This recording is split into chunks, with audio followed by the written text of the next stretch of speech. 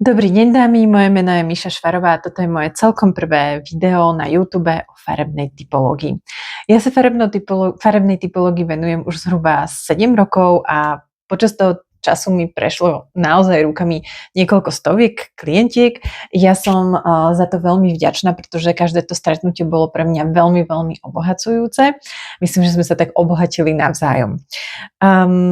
Niekoľko rokov postujem príspevky na Instagrame, ale mám pocit, že tam mi chýba taký ten rozmer viacej rozprávať o tejto téme a vždy, keď si aj hľadám informácie napríklad v slovenčine alebo v češtine na YouTube, tak je k tomu stále veľmi málo informácií.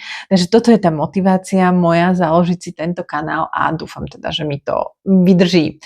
Tak, a toto je moje celkom prvé video a tému som si zvolila takú...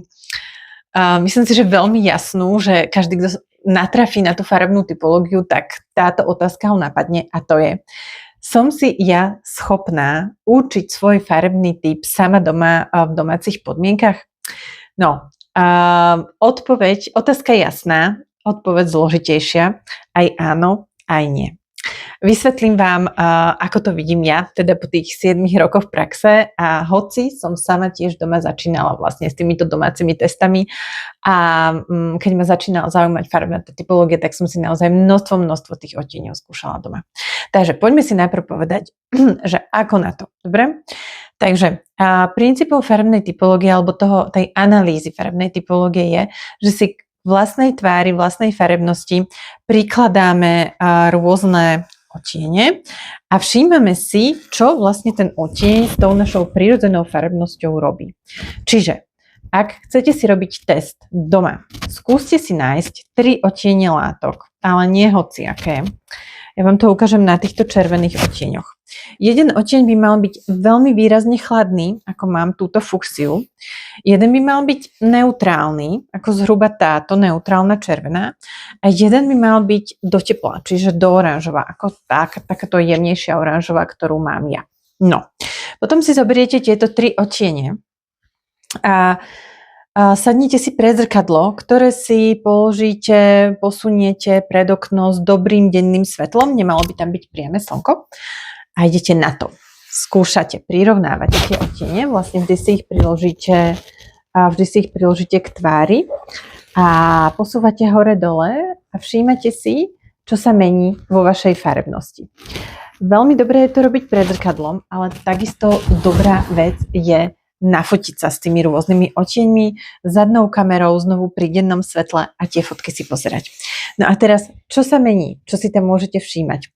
Bude sa meniť v prvom rade farba pleti. Môže byť do biela, do siva, do žltá, do ružová, čokoľvek. V podstate v tom odtieni, ktorý vám najviac pristane, by vaša tvár mala vyslovene žiariť, mal by byť jasný pohľad, pleť by mala byť veľmi príjemná, žiadny z tých odtieňov by nemal vyťahovať, tých vhodných odtieňov by nemal vyťahovať nedokonalosti. Lebo niektoré odtiene, ktoré si vezmeme, veľmi vyťahujú žlté, hnedé, červené, akékoľvek iné bodky a naša pleť vyzerá taká ako keby rozhádzaná.